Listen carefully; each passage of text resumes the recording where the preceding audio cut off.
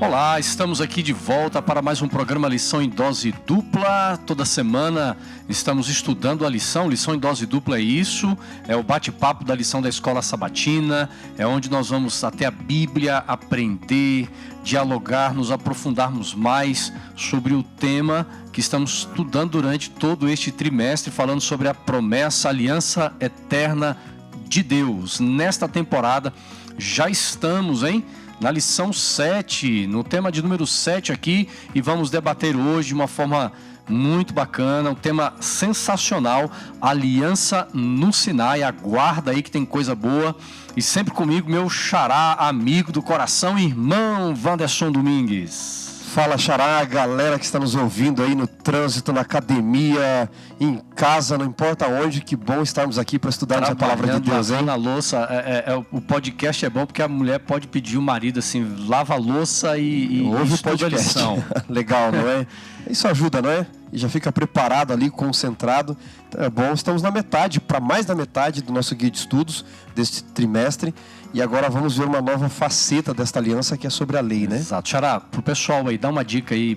Tem muita gente que ainda não lida com podcast, né? Tem gente que está acostumado com Facebook, com YouTube. Nós estamos lá no Facebook e no YouTube, tá bom? Facebook você está acompanhando agora no Facebook da Paulista Sudeste, mas no YouTube nós sempre chegamos antes. Já na segunda-feira à noite você já pode procurar, tanto na Paulista Sudeste, como também no YouTube, Lição em Dose Dupla. Xará, mas e o podcast, Xará? Eu gosto, viu? Fala pro pessoal um pouquinho aí pra gente. É só baixar aqui o aplicativo do podcast, alguns já vem, já automático, não é? E digitar lá Lição em Dose Dupla, não é? Curte, sabe? Você pode divulgar para os seus amigos. E você vai digitar ali na pesquisa, Lição em Dose Dupla, já vai aparecer, tem os episódios e você pode ouvir aí. Pode fazer isso também baixando o aplicativo do Deezer, do Spotify, aí tem que assinar os aplicativos, não é? Ou ouvir lá uma propaganda, mas nós estamos no Deezer, no Spotify, nós estamos ali no podcast, em todos os lugares, no né? Spotify, até quem não é assinante consegue ouvir, né? Tem uma propagandinha ali e tal, mas dá para ouvir, não é? Eu não sou assinante e consigo acessar, por exemplo, aqui, ó, se o pessoal puder dar um zoom, estou aqui aberto no iTunes, tá bom? No podcast da Apple, tá aqui, ó, Lição em Dose Dupla, você clica, escuta, é bacana porque fazendo outras atividades, se quiser dar pausa, né? Dá para dar pausa? Dá, você dá uma pausa, continua ouvindo depois, tá bom? Então são as ferramentas disponíveis. Agora, pessoal, compartilha aí, né, Xará? Tem que compartilhar. E eu tô aqui, ó, Xará, não sei se a galera consegue mostrar aqui, mas eu tô aqui no Spotify, não é? O Spotify, como a gente diz. Então você tem aqui todos os episódios, você pode... eu queria ouvir a lição anterior de Isaías, tal, tá aqui também, vale a pena você ter. Porque às vezes você quer aprender conteúdo sobre, por exemplo, Isaías, como você disse, até alguém esteja preparando um sermão, está preparando uma mensagem para uma live, e você quer aprender um pouco sobre algum capítulo, sobre um tema de Isaías, por exemplo, você pode voltar nos conteúdos anteriores, né? Então veja, gente, compartilha agora no Facebook, vamos lá, todo mundo que tá ouvindo aí, que tá assistindo, compartilha. Quem escuta pelo podcast, faz o seguinte, tira um print da tela do seu celular, ouvindo o podcast, coloca nas redes sociais, coloca no Facebook, você pode colocar no Instagram. Tem várias pessoas que fazem isso, né? Até mandar um abraço aqui pro pastor Adriano Cecílio, que já gravou com a gente. Exato, Cecílio sempre tá lá marcando a gente na caminhada dele, na corrida dele. Pastorzão, obrigado aí, um abraço e vamos ouvir o Minuto Profético também dele lá, hein?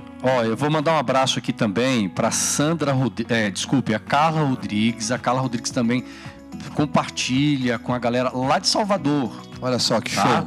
Ela já até colocou no Instagram ali, marcando a gente, muito legal, obrigado. A Rebeca Simões também sempre... Aqui de São Bernardo, né? De São Bernardo, inclusive ganhou uma camiseta, tá? Exato, abraço aí, Rebeca, Carla. Um abraço também para você, tem muita gente que vai assistindo, que vai compartilhando, muito legal, muito obrigado. Eu tenho recebido aí um abraço de pessoas de outros lugares, interior de São Paulo, Rio Grande do Sul, Bahia, Nordeste todo, muita gente assistindo e acompanhando, né? Xará, olha, eu tô empolgado para a lição da semana, porque eu gosto muito de história.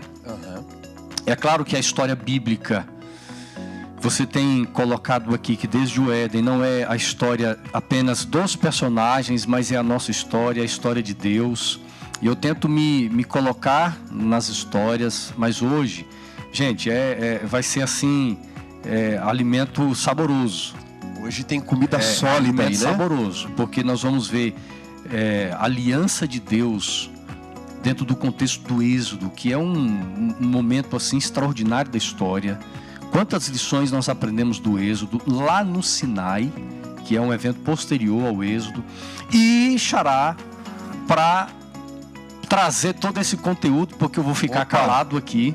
Que isso. Tá certo, pessoal? Eu não sei se você vai ficar quieto também, mas com esse convidado que nós vamos ver agora, temos que deixar falar bastante, né? Exatamente. Com esse camarada da tela, olha ele, pastor Gustavo, nós nos calamos. Pastor Gustavo. Bem-vindo, pastorzão.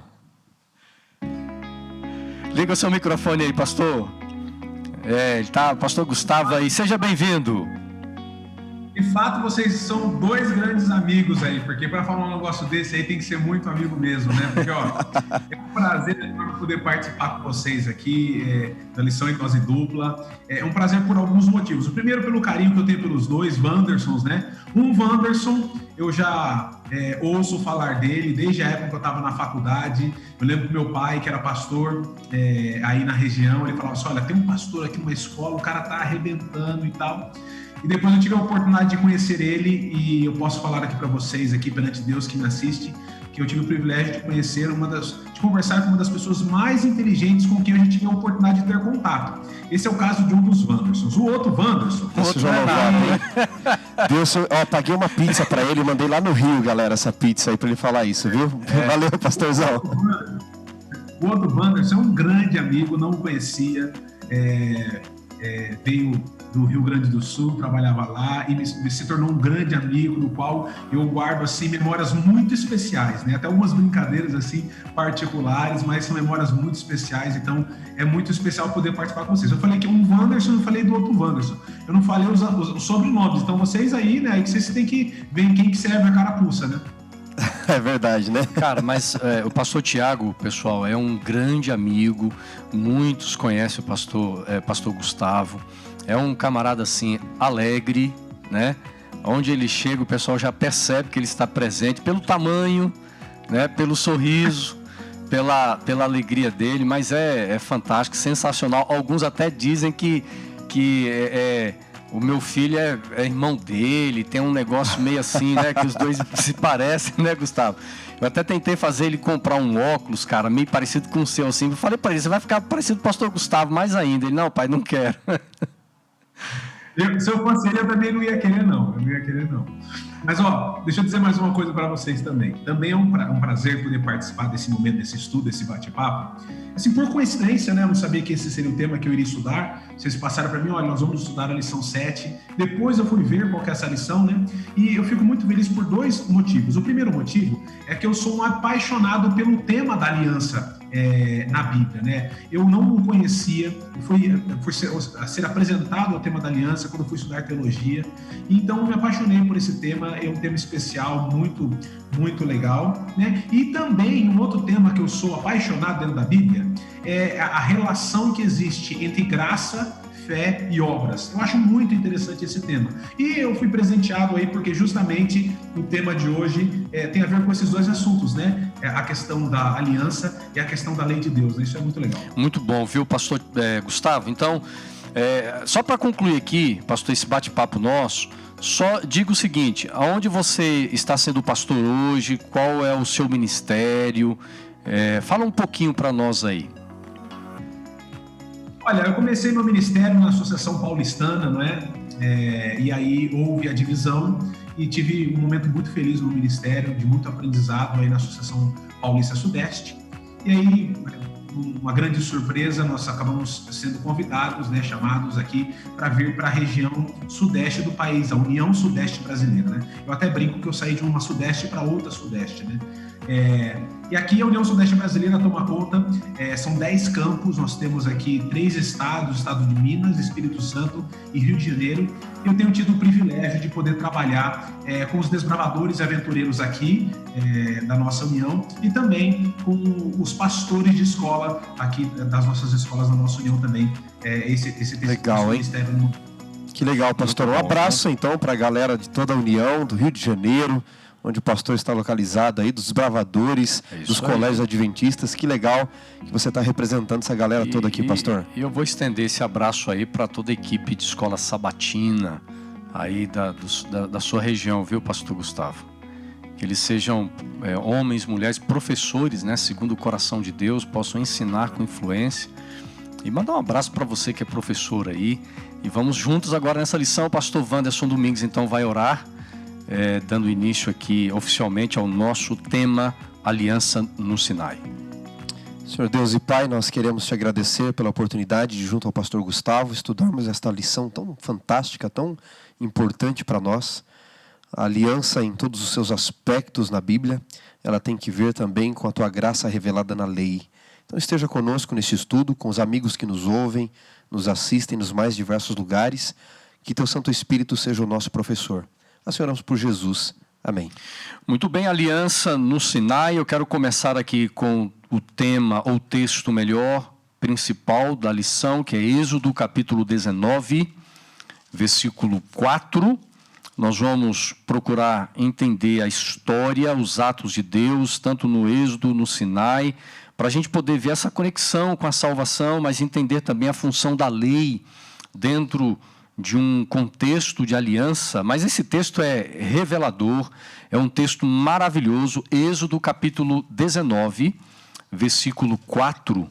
Xará, você está com a Bíblia aberta aí, então você poderia fazer a leitura para a gente do texto? Vamos lá, Êxodo capítulo 19, verso 4, galera. Tendes visto o que fiz aos egípcios, como vos levei com asas de águia e vos cheguei a mim. É muito bonito, né? Porque esse texto já vai nos ajudar a entender, e eu vejo aqui na lição, amigos, os atos de Deus, o destaque. Os atos de graça, os atos de libertação, de misericórdia. Algumas pessoas imaginam que atos da graça de Deus só podem ser vistos lá no Novo Testamento. Quando Jesus vem, ele vive entre as pessoas, ele cura, ele traz salvação, e alguns acham que é difícil ver os atos de Deus da graça no Antigo Testamento. Né? Exatamente. Então, quando nós já batemos os olhos nesse texto de Êxodo capítulo 19, verso 4, nós já vamos conseguindo aqui ver a linguagem, né? Há uma forma ilustrativa, pastor Wanderson, de Moisés mostrar assim, de uma forma tão simples, o amor e a graça de Deus. Exatamente. Essa questão da águia, né? Inclusive, como Deus é didático, o povo de Israel está no deserto, tinha as montanhas com as suas aves, as águias por ali, e até o guia nos mostra, não é, que a águia ela tem um instinto muito peculiar para ensinar os seus filhotes a voarem, a se tornarem independentes, não é, crescerem. Ela os leva até as alturas e solta. E quando eles têm dificuldade de voar sozinho, ela mergulha de novo e os carrega sob as suas asas, não é? E é isso que Deus está fazendo com Israel, em suas limitações, para ensinar Israel a voar, a ir para as alturas, para os planos altos que Deus tinha para com Israel. Deus os sustenta, porque eles não podem sozinhos neste momento, sob as suas asas de proteção. É fantástico. Pastor Gustavo, o Xará colocou esta ilustração, inclusive aqui no nosso guia, o autor George Knight, escreveu vários livros, ele vem comentando um pouquinho, né, sobre esta ilustração, Xará, que você coloca. Mas nós encontramos, pastor Gustavo, um povo no Egito, um povo influenciado pela cultura pagã egípcia.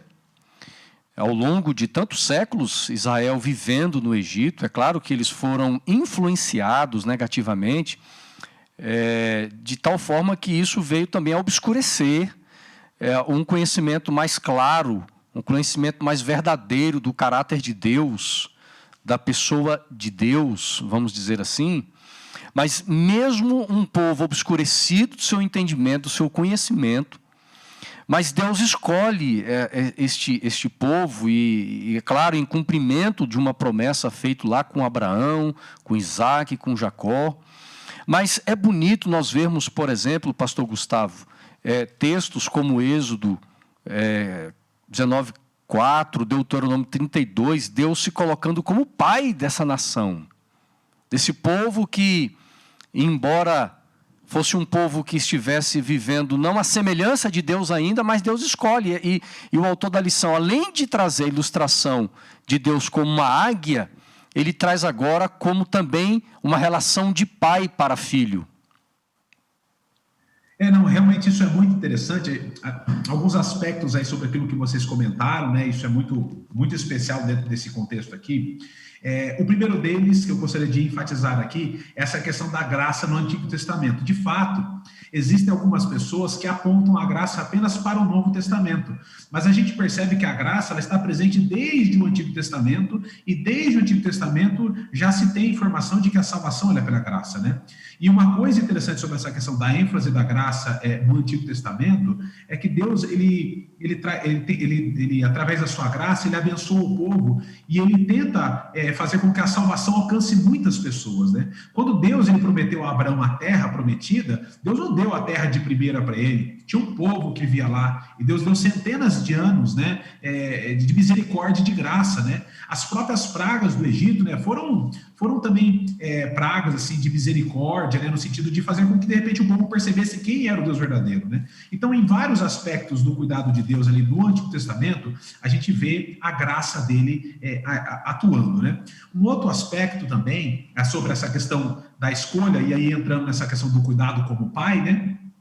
Vale ressaltar que quando Deus ele escolhe um povo, quando Deus ele escolhe uma pessoa, como escolheu Abraão e escolheu o povo de Israel, ele não escolhe um a despeito do outro. Quando nós vamos votar, por exemplo, a gente escolhe um no lugar do outro, né? Mas a escolha de Deus é diferente, ele escolhe um por causa dos outros. Deus escolheu Abraão para que todas as nações da terra fossem abençoadas através dele. Deus escolheu o povo de Israel para que a salvação pudesse alcançar a todo mundo. Então não é porque eles eram melhores e mais especiais, Exato. Mas porque Deus tinha um plano, né? E dentro desse contexto do cuidado de pai, a gente vê, como o pastor Wanderson falou, né? Primeiro, essa ilustração de águia, também de um homem que leva o seu filho. Ele usa a expressão aqui também, menina dos olhos, né? Uhum. Então a gente vê um pai que está conduzindo e cuidando o povo como seus filhos. E isso é muito importante, por quê? Para finalizar essa minha primeira participação. Porque entender Deus como um Deus de amor é norteador para entender aquilo que ele pede para nós. Se a gente não entende que ele é um Deus de amor, um Deus que cuida, a gente vai entender que aquilo que ele pede é um teste. Agora, se a gente entender que ele é um Deus de amor, um Deus que cuida, a gente vai entender que aquilo que ele pede é algo de bom para nós, né? Faz parte da sua graça, da sua misericórdia, né? Então, Deus é esse Deus Pai, Deus de amor, que cuida do povo de Israel, e antes de apresentar outras coisas para ele mostra esse cuidado. Sabe o que eu acho bacana aqui nessa aliança de Deus no Sinai com o povo de Israel neste momento, pastor Gustavo e pastor Assunção? É que nós vamos observar que as mesmas promessas que Deus fez a Abraão, ele cumpre agora a nação de Israel, não é? Num outro formato, não é, de resgate, mas ele vai cumprir aquilo que ele prometera 434 anos antes aproximadamente, a posse da terra e tudo mais. Se Deus tivesse entregue a terra somente a Abraão naquele momento, porque ele diz a Abraão, não é? Quando ele aparece em Gênesis 15, olha, sabe que a tua descendência, a tua posteridade será escrava em terra alheia, e vocês vão servir, vão ser sujeitos por 400 anos, mas eu vou tirar vocês um dia e lhes darei a terra do Jebuseu, do Gigarzeu e etc, não é? Se Deus entrega a terra a Abraão, amigos que estão aí nos assistindo e ouvindo, daria-nos a impressão, posteriormente, de que a promessa de Deus e a aliança de Deus é com os nobres. Abraão era uma pessoa nobre, uma pessoa de posses. Mas aquela promessa que ele faz lá, dele, né? Ele cumpre agora aqui, pastor Assunção, com escravos. E quem eram eles? Que não são nobres. Tratados piores que animais, 3, 4 gerações animalizados. E aí nesta aliança Deus está dizendo, se eu posso cumprir a aliança com esses escravos, eu posso cumprir com você também. E veja, é tão lindo, eu tenho aqui aberto aqui o texto bíblico, a Bíblia aberta em Oséias 11, verso 1. Diz assim, quando Israel era menino, eu o amei, e do Egito chamei o meu filho. Isso aqui é um texto muito cheio da graça de Deus. Não tem como nós estudarmos o Velho Testamento com lentes tão limitadas a ponto de não ver um Deus tão cheio de amor, um Deus que teve tanta paciência com o seu povo, um Deus que encontra uma formação de um povo que é escravo, um povo que, como eu já mencionei, nós já mencionamos em algumas lições anteriores, não era um povo consagrado, um povo que fazia vigílias e jejuns, clamando a libertação. É um povo que já estava influenciado pela cultura pagã, egípcia, mas é aquele povo amado pelo Senhor. Né? Exatamente. E é tão claro esses textos aqui que o guia traz para nós, revelando um Deus que livra, um Deus que cuida, um Deus que ama, um Deus que disse assim, eu vou adiante de vocês, um Deus que lutou pelo povo. Ele falou assim, deixa que eu vou lutar as batalhas por vocês também. É maravilhoso a gente entender que o Deus do passado, Xará, é o de hoje, é o Deus que luta as minhas lutas, é um Deus que vai adiante da minha vida também, vai na retaguarda. O pastor Gustavo falou ali, você já tinha dito também, há um propósito que não termina em Abraão, mas é por causa dos outros. Ou seja, a minha salvação, o fato de Deus escolher você, de Deus te chamar, não é simplesmente para salvar somente você, mas há um propósito na vida de outras pessoas também. Isso é muito lindo dentro do processo de salvação. Acho que as pessoas têm uma certa dificuldade na geração atual, né, pastor Gustavo, de aceitar o Deus do Novo Testamento, da graça, como o mesmo Deus da lei, porque nós estamos dando uma grande ênfase no amor, e eu acho que está tudo certo, não é? Essa semana até repostei o texto de uma pessoa, onde ele dizia, não é? Caim tinha muita fé em Deus, cuidado, fé sem amor mata. Isso é verdade. Crença sem amor mata. Mas um amor sem lei se torna leviano também. Porque, embora o amor ele dê liberdade, o amor traz consigo seus próprios compromissos e responsabilidades. Então, esse mesmo Deus, ele é uma moeda de duas faces. Não é por isso que Calvino chegou a dizer, eu não quero um Cristo sem lei, mas não quero uma lei sem Cristo também. E as pessoas têm dificuldade de dar ênfase só num lado da moeda. E dizem, não, o Deus do Antigo Testamento é outro. Mas quando eu olho para o Cristo do Novo Testamento, especialmente no Evangelho de João, ele declara piamente, não é? Sem nenhum equívoco, ele diz, o Deus de Êxodo 3,14... sou eu, porque Jesus diz, eu sou o que sou. Antes de Abraão, antes de Moisés, eu sou. Então, é o mesmo Deus, mas é uma moeda com duas faces. Mas aí, me diz uma coisa. Deus tem um padrão de salvação. Ele não age de uma forma diferente. Por exemplo, eu vou beneficiar aqueles com mais graça, porque pecam menos, têm um comportamento melhor, então eu vou derramar mais graça e menos graça sobre esse povo rebelde. Pelo que eu vejo aqui, em Êxodo capítulo 6, eu vou ler esses 2 versos e vou deixar que vocês dois vão aí fazendo uma exegese do texto. Né? Êxodo 6, versos 6 e 7. Fantástico esse texto aqui, diz assim, eu sou o Senhor. Um pouquinho antes, né? Portanto, diga aos filhos de Israel, eu sou o Senhor, vou tirá-los dos trabalhos pesados do Egito, vou livrá-los da escravidão, vou resgatar você com braço estendido e com grandes manifestações de juízo. Eu os tomarei por meu povo e serei o seu Deus, e vocês saberão que eu sou o Senhor, seu Deus, que os tiro dos trabalhos pesados do Egito. Aqui nós podemos, já de início, Xará e pastor Gustavo, ver Deus se identificando, né? Mais uma vez ele se identifica, e essa identificação tem a ver com o que ele vai fazer, com o propósito. Deus nunca vai oferecer aquilo que ele não é, né? Primeiro ele se identifica, mostra quem ele é, portanto que ele é o que ele oferece a nós. E ele é livre, ele é vida, então ele oferece liberdade, oferece livramento. E o verso 8 do texto que você leu, Xará, termina dizendo, não é?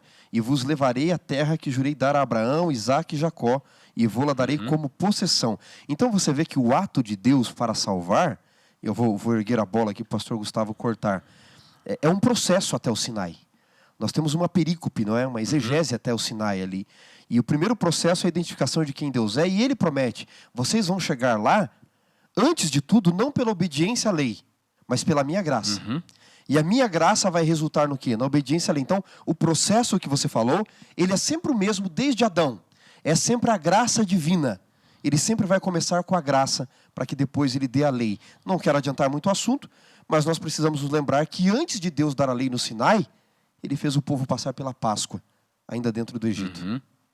Pastor Gustavo, eu não sei o que você conseguiu extrair desse texto, né?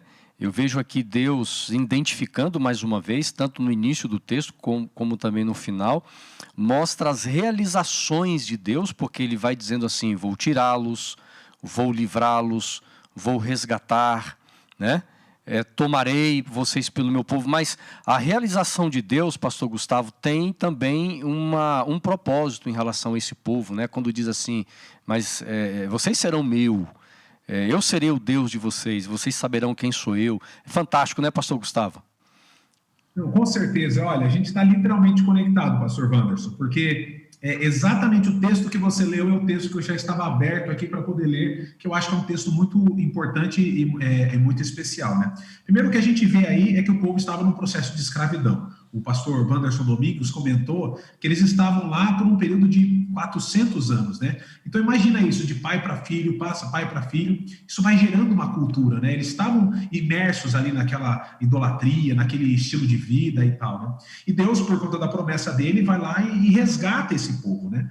E apresenta a aliança para eles. Então, o primeiro aspecto que foi dito aí também, né, sobre a aliança ser salvação, o objetivo da aliança, ele sempre é redentivo. O objetivo da aliança sempre é de salvação. E nesse aspecto aqui, a gente vê Deus garantindo. Deus é que mostra os caminhos. Ele que fala, ó, vocês serão meu povo, eu farei as coisas, né? A única coisa que o povo deveria fazer é o quê? Aceitar a aliança.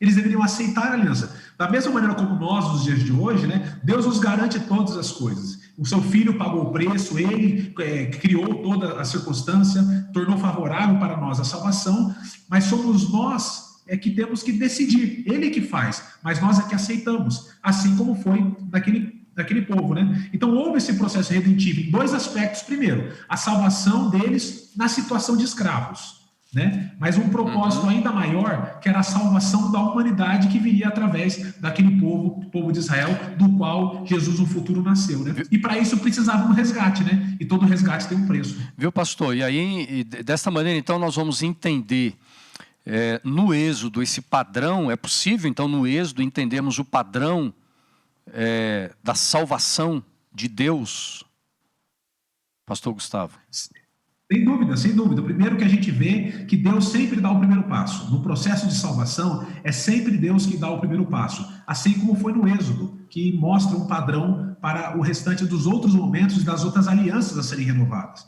Ele que dá o passo, ele que oferece, ele que traz as garantias, ele que mostra qual é o caminho, ou seja, o trabalho é todo dele, né? E nós precisamos fazer o quê? Precisamos aceitar. Da mesma maneira como o povo do Êxodo aceitou, né? O povo de Israel aceitou. Eles aceitaram a salvação de Deus, e aonde que isso é demonstrado?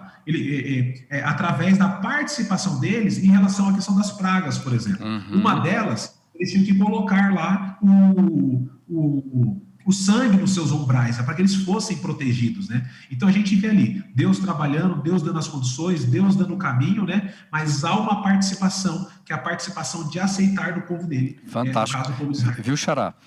Tem uma expressão que Moisés coloca aí, que é resgatar.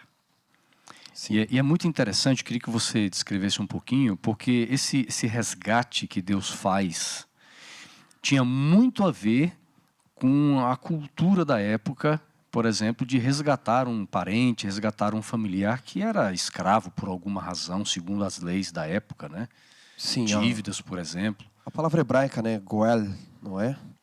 É daí que vem a ideia do levir, do levirato, do resgatador, que era uma lei em Israel onde você resgatava alguém que se vendeu como escravo. Boaz é o resgatador, o goel, não é? De Ruth, de Noemi, era o que é um protótipo mais de próximo, Cristo. né? Aqui Moisés é o resgatador.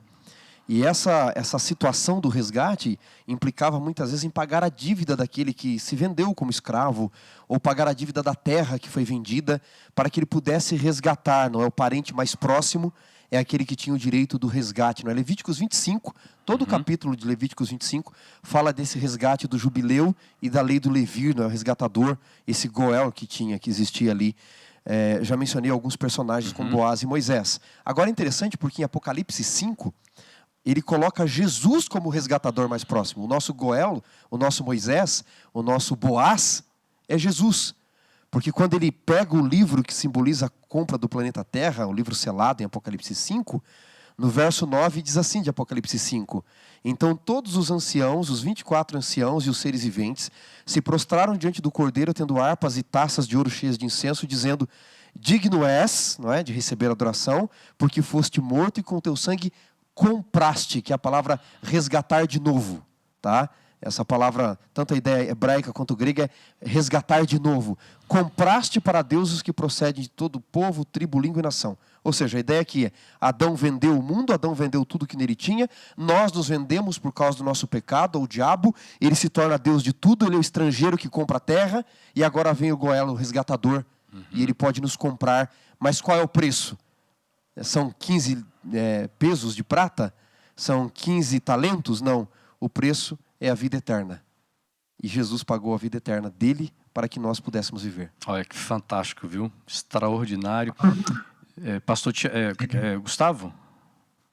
Não, só um comentário em cima desse assunto ali, como eu estava dizendo anteriormente ali, né? Todo resgate tem um preço, né? E é muito interessante essa perspectiva que o pastor Wanderson Domingues trouxe para nós, porque a gente tem que entender que a gente tem que ler a Bíblia dentro do seu tempo, né? Essa é uma das regras de interpretação da Bíblia, né? Então, quando a Bíblia fala de resgate, ela não fala de um resgate parecido, a palavra, a expressão, ela não tem o mesmo peso, o mesmo significado que tem para nós hoje. Ela tem um significado muito mais profundo dentro do contexto do povo de Israel. Havia essa cultura do resgate, né? E todo resgate tinha um preço.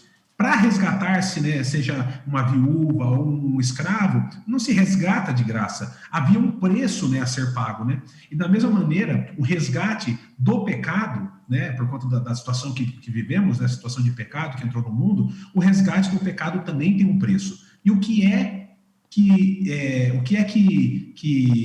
diz qual é o preço disso, né? Quem é que precifica isso daí? São justamente as leis dadas por Deus no universo. O salário do pecado é a morte. Ou seja, qual que é o preço da quebra da lei? O preço da quebra da lei é a morte. Então, o preço precisava ser pago. E aquele que podia pagar esse preço era o único que estava acima da lei. Era o único que era maior da lei. E é por isso que a gente vê ali até uma coisa interessante. Jesus, né, antes de morrer, ele fala com o pai e fala assim: pai, se for possível, afasta de mim esse cálice.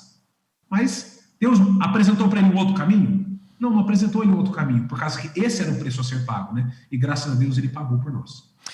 Nós temos 3 grandes eventos aqui no livro do Êxodo, que é o próprio evento, quando Deus liberta o povo da escravidão e liberta do Egito. Nós temos no livro, mais uma vez, a quarta, né? É a quarta aliança que nós vamos encontrar aqui. O estabelecimento da aliança, mas também a construção de um tabernáculo, que nós vamos já encontrar no livro do Êxodo. E eu queria trazer para vocês assim, qual o papel do tabernáculo, o papel do santuário dentro desse contexto da aliança. É interessante a gente procurar compreender o papel do tabernáculo, porque não foi simplesmente a construção de uma tenda, de um lugar para que fosse feito um culto, e o propósito do culto era entretenimento, como muitas pessoas hoje têm um culto de adoração, né? Às vezes nós perdemos a essência do significado do culto. Muita gente vai para o culto porque vai ter o pastor fulano, muita gente vai ao culto porque eu quero ouvir o cantor fulano, porque eu quero me encontrar alguém, mas aqui está uma das bases da adoração, da construção do tabernáculo, e a relação com aliança. Pastor, antes de entrar só no assunto do santuário, você me permite ler aqui o texto de Êxodo 23? Você falou dos padrões, não é?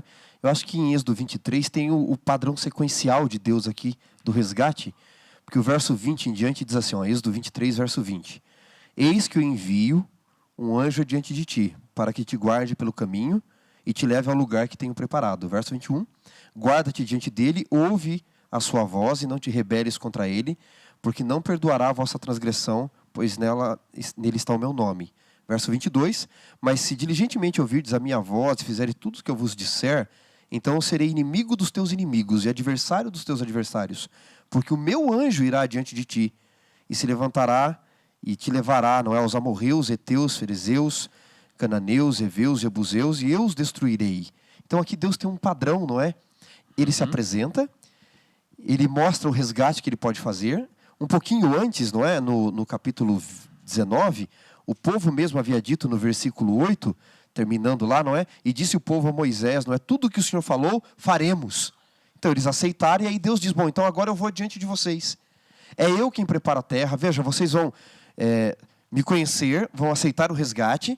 Vocês então toparam obedecer minhas leis, mas é eu que luto por vocês. O meu anjo vai dar a terra que eu prometi a Abraão. Então você vê sempre esse padrão do anjo do Senhor indo à frente para nos proporcionar o resgate e garantir aquilo que ele prometeu a nós, não é? Jesus fez a mesma coisa. E aí já há uma relação da presença de Deus com respeito ao santuário. Exato, porque aí você tem Êxodo 25, verso 8, logo na sequência, que é onde aparece pela primeira vez a ordem do tabernáculo, aí vem a arca e tudo mais. Xará, né? Veja bem, Xará e pastor Gustavo, então o santuário é também a presença de Deus, mas é mais do que uma manifestação da presença de Deus. Porque aí tem essa conexão com a aliança, porque nós já entendemos que a aliança não é nada senão uma manifestação da salvação de Deus.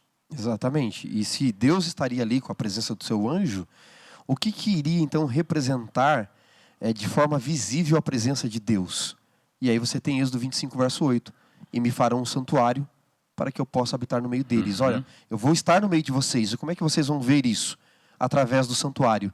Ele é a forma visível, didática e pedagógica para vocês entenderem a minha presença e como ocorre ao longo da história, né? O pastor Gustavo falou de olharmos o todo de fato, como ocorre a história da redenção, ou o plano da redenção ao longo de toda a história, não é? O santuário como representatividade de tudo que tinha, e Moisés vê tudo que está lá, e daquilo que iria acontecer na história da redenção e que acontece hoje ainda no santuário celestial, Hebreus 8, Hebreus 9, Apocalipse 11, 19, acontece hoje em nossos dias. Fantástico. Pastor Gustavo, você que tem uma mente brilhante aí, por que foi necessário, por que Deus escolheu ilustrar o plano da graça, o plano da salvação, desta maneira, né, como um santuário, com objetos, com ritos, por exemplo? Hoje tem muita gente, Xará e Gustavo, que é contra ritos, né?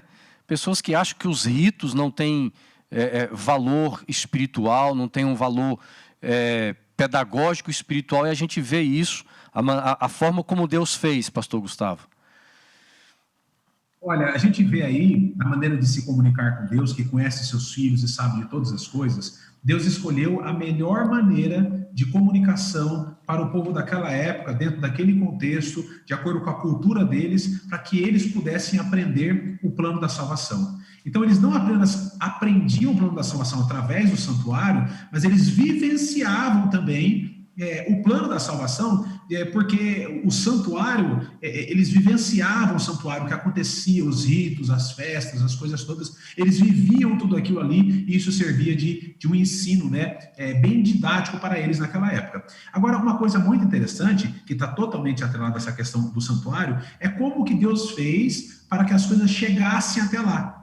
Imagina se o povo tivesse saído do Egito com toda aquela cultura errada, né, enraizado, aquele pensamento na cabeça, aquela idolatria e tal, depois de 400 anos, se Deus já desse direto para eles a ordem de fazer um santuário, né? Não ia ter feito tanto sentido para eles. Então Deus foi construindo o pensamento e tal, preparando eles para esse momento. Eu anotei aqui, ó, que coisa interessante, 5 passos. Primeiro, Deus cuida e mostra o seu amor. Foi a primeira coisa que Deus fez. Deus se mostrou, como a gente falou aqui, né, como pai, o exemplo da águia, o exemplo de pai, né? Primeiro Deus, ele mostrou que ele era um Deus de amor, de cuidado, de misericórdia. Então, primeiro Deus cuida. Aí depois que Deus cuidou, salvou e tal, aí Deus propõe para eles a aliança. Então Deus faz a proposta da aliança, que é uma proposta, a aliança nós já entendemos que é o plano da salvação, né? A aliança é a salvação. Né? Depois que ele propõe a aliança, ele dá as diretrizes. Então vocês aceitam a aliança? Aceitamos. Então uma coisa interessante, todo relacionamento tem regras. Todo relacionamento tem leis, ainda que não estejam escritas. O meu relacionamento com a minha esposa, existem regras. Tem coisa que eu posso fazer, tem coisa que eu não posso fazer. A gente não tem uma tábua em casa com todas as regras, mas a gente sabe que tem coisas que podem acontecer, coisas que não podem acontecer. O nosso relacionamento, eu com vocês, o nosso relacionamento de amigos, né? Existem leis, existem regras, né?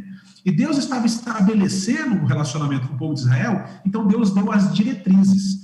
E aí ele falou assim, ó, se vocês forem fiéis à minha aliança, obedecendo os meus estatutos, aí o que vai acontecer com vocês? Aí vem o quarto passo. Deus apresenta os resultados da aliança. Os resultados, né, de viver uma vida de fé sobre aquilo que Deus estava dizendo. E o que era isso? Era justamente a questão do santuário. E através do santuário, eles aprendiam todo o resultado e todo o plano da salvação, como cada etapa iria acontecer. E o quinto, que é o guia de estudos vem dizendo assim, ó, o santuário se tornou o meio pelo qual ele mostrou ao povo o plano da salvação, que eles deveriam revelar ao mundo. Então aqui vem o quinto passo.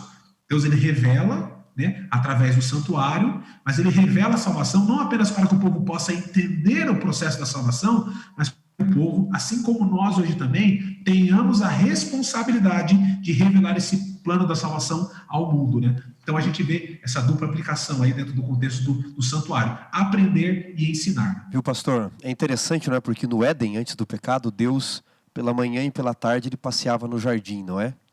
Quando o pecado entra e Deus coloca no meio de Israel a tenda, o tabernáculo, no Tamid, que era o ofício diário do santuário, você tinha o sacrifício da manhã e o sacrifício da tarde, para o povo sempre se lembrar que pela manhã e pela tarde, Deus sempre estaria ali, desde a abertura do dia, desde o final do dia, guardando eles à noite, Deus estaria no meio deles.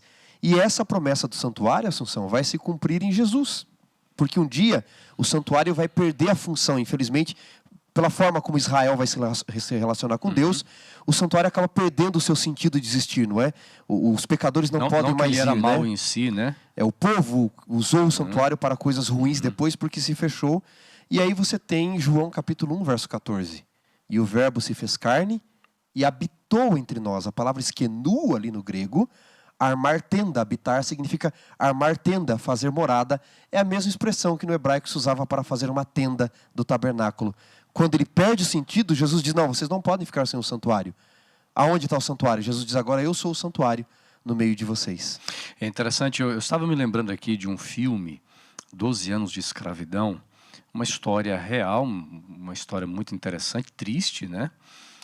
De um homem que vivia nos Estados Unidos, ele era livre, um negro, um homem livre, mas ele foi preso novamente, se tornou escravo, ficou 12 anos vivendo como escravo, sonhando pela libertação, sonhando voltar à sua vida com a família, e quando ele volta, os filhos já estão maiores, e o filme mostra todo esse reencontro, é muito emocionante.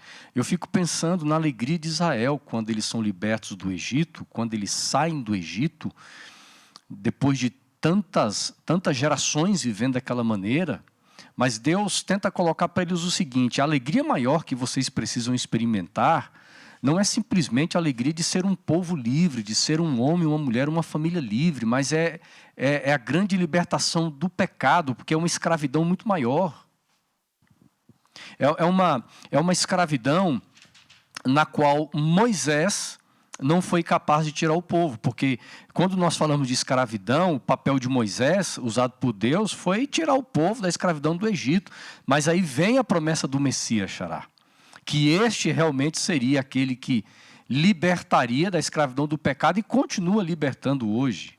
O maior desafio não foi tirar Israel do Egito, foi tirar o Egito de Israel, não é? Porque para tirar Israel do Egito, Deus levou ali alguns dias. Agora, para tirar o Egito de dentro de Israel, do coração deles, foram 40 anos e alguns Deus morreram querendo voltar para o Egito. Então, antes de chegar ao Sinai, essa relação de Deus com Israel, antes de dar a lei, antes deles dizerem lá em Êxodo 19, não é? Tudo que o Senhor falou, faremos. E Deus fala, então eu vou dar a terra para vocês agora, já que vocês prometeram me obedecer, eu vou levar a terra dos jebuseus, etc. Deus primeiro ele tem um processo de resgate. O que Israel fez para merecer? E entra essa questão que o guia nos traz, né, Xará, da relação da escravidão, da salvação e das obras. Que ele gasta 2 dias, inclusive, o autor, para falar disso. Veja, antes de dar a lei, a salvação não é pela lei, nem no Antigo Testamento. Deus tira eles do Egito e pelo sangue do Cordeiro.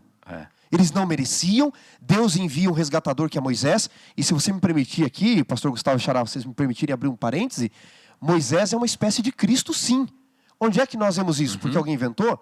Quando você pega o primeiro livro do Novo Testamento, não o escrito, mas o que está na ordem, não é por acaso, que é Mateus, você vê que Mateus apresenta Jesus como o novo Moisés. Observe, Jesus teve uma infância miraculosa, Moisés teve uma infância miraculosa, Jesus também. Moisés foi perseguido por um rei quando criança, Jesus também. Moisés se escondeu da morte nas cortes do Egito, Jesus também foi para o Egito. Depois do Egito, Moisés fica 40 anos no deserto, Jesus fica 40 dias no deserto. Moisés volta dando a lei. Jesus lá no Sermão do Monte, ele diz, não vinha anular a lei. Ele vai falar da nova perspectiva da lei. Moisés, ele é o resgatador, Jesus também. Moisés morreu e ressuscitou, Jesus também. Moisés, a gente na teologia chama de tipo, é um tipo de tipo Cristo, e antítipo, né? De Cristo, né? Então veja, antes da lei, tem o resgatador, tem o sangue do Cordeiro. E o Moisés apontando para o Messias, aquele que seria o ideal.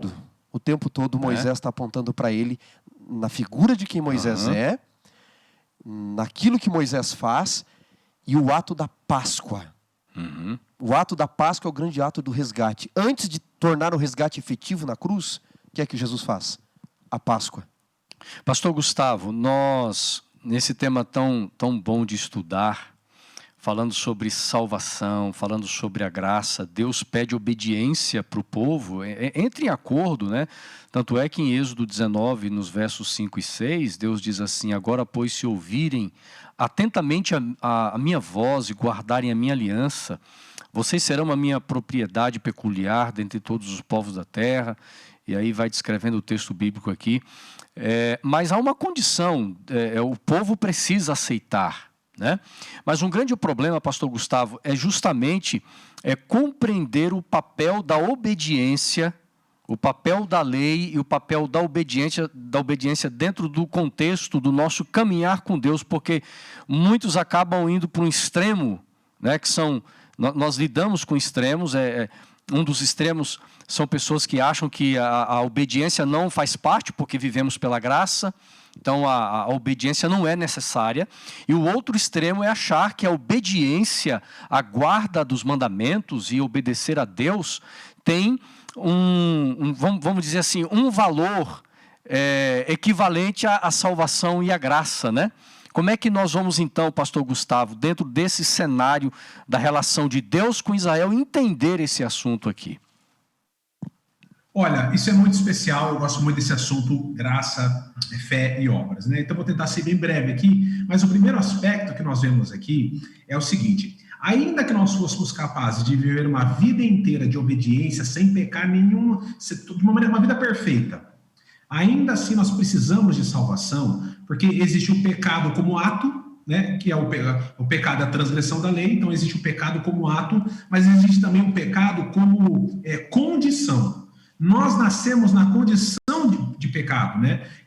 Em pecado me concebeu a minha mãe. Quando eu nasci, o que eu tinha feito de errado para ser considerado um pecador? Eu já nasci em pecado, eu sou pecador desde o início, né? Então nós precisamos da salvação de Deus. É por isso que a graça, ela superabunda, né? Por quê? Porque ainda que eu fosse capaz de guardar toda a lei, 100%, sem tropeçar nenhuma vez na minha vida, ainda assim eu precisaria da graça, da morte de Jesus na cruz e da salvação dele. Porque eu preciso ser salvo da minha condição de pecado. Então esse é o primeiro aspecto, né? E o segundo, né? A gente vê aqui, ó, por exemplo, Abraão creu e isso lhe foi imputado por justiça. Agora a gente vê um detalhe. Abraão, ele é chamado de o pai da fé. Não é verdade? A gente sabe que nós somos salvos pela graça mediante a fé. Ou seja, para que a graça aconteça na nossa vida, nós temos um agente que é a fé. E o pai da fé foi Abraão. Ele creu e isso lhe foi imputado por justiça. Mas como é que nós sabemos que Abraão creu? foi adivinhado, foi dito, estava escrito em algum lugar. Nós sabemos que Abraão creu por quê? Porque ele obedeceu.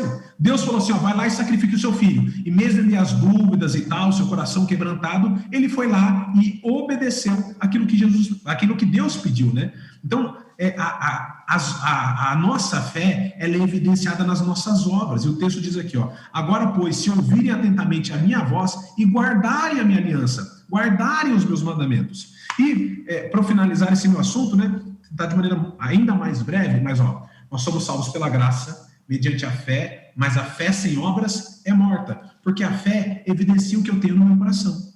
Se eu digo que eu amo a Deus, mas não obedeço o que Ele diz, então eu não amo. Se eu digo que eu creio em Jesus, mas não obedeço o que Ele pede, então eu não creio. Então nós somos salvos pela graça, mediante a fé, mas a fé sem obras é morta. O que eu quero dizer com isso? Nós não fazemos o que fazemos para conquistar a salvação, porque quem conquista a salvação é Jesus Cristo.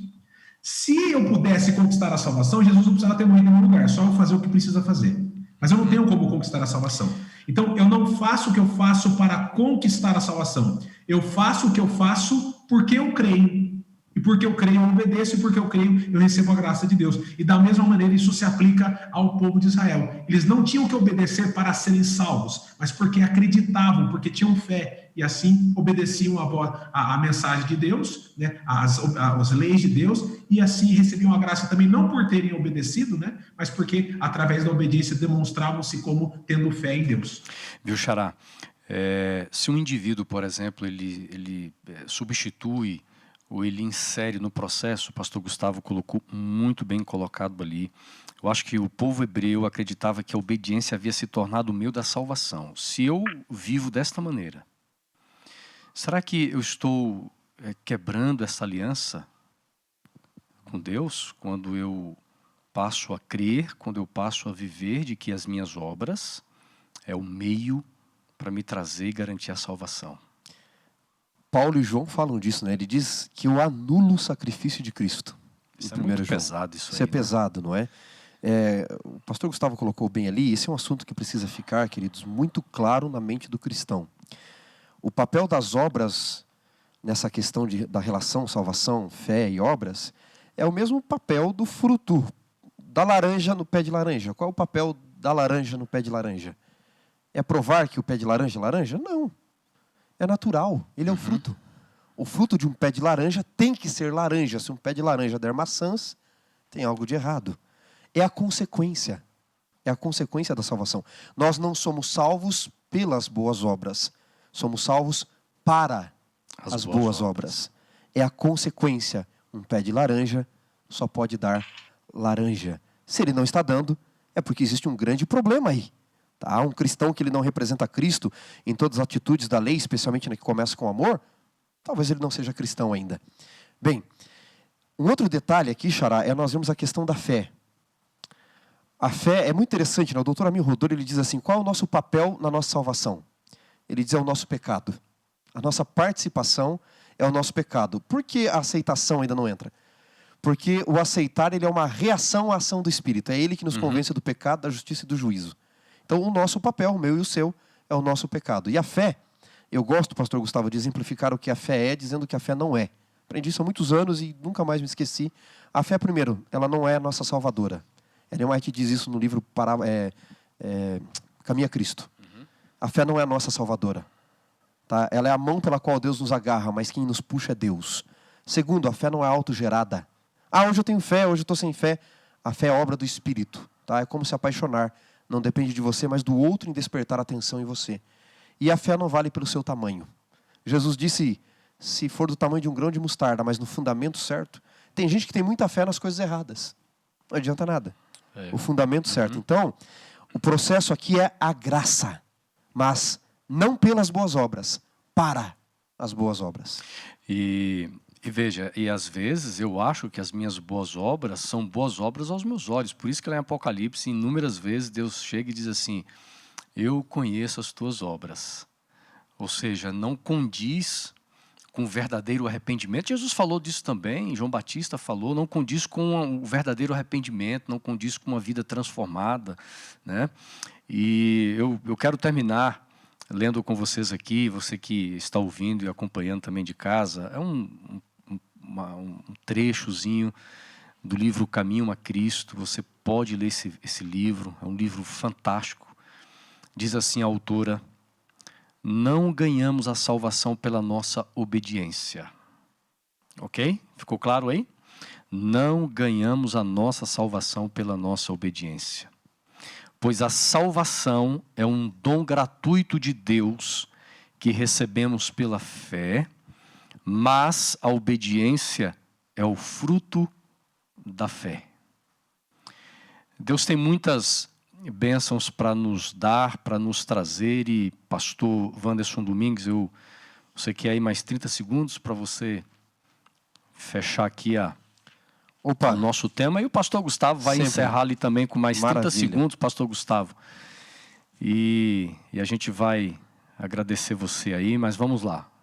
Pastor, eu queria encerrar esse estudo do processo do resgate de Israel do Egito até o Sinai, lendo Deuteronômio 8, Deuteronômio capítulo 8, verso 3, quando Moisés recorda tudo que eles passaram. Agora eles já estão lá, na beira da terra prometida, né? E ele diz assim no verso 3, ele te humilhou, Deus te deixou passar fome, e te sustentou com maná que você não conhecia nem teus pais, só para você entender que não é de pão que viverá o homem, mas de toda a palavra que sai da boca de Deus. E nunca se envelheceu a tua veste, nem inchou o teu pé nesses 40 anos. Esse é o cuidado de Deus ao longo da caminhada.